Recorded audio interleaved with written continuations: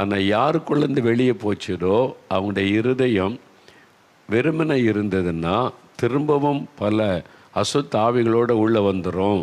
முன்னிலைமை விட பின்னிலைமை மோசமாயிரும்னு இயேசு சொல்கிறார். அப்படின்னா என்ன அர்த்தம்? உன் இருதயம் வெறுமனை இருக்கக்கூடாது, அது இயேசுவால் நிரப்பப்படணும். இவங்க விடுதலை பெற்ற உடனே தேவன் பரிசுத்த ஆவியினால் நிரப்பிட்டார். ஆக அந்த ஆவியானுடைய வல்லமை வந்ததுனால தான் திரும்ப அந்த அசுத்த ஆவி அவங்களை தொட முடியலை.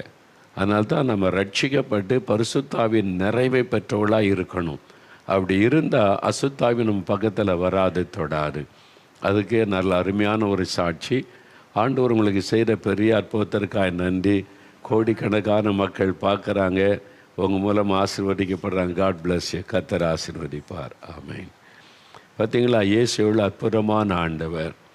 எத்தனை பிசாசுகள் உங்களுக்கு விரோதமாக எழும்பி வந்தாலும்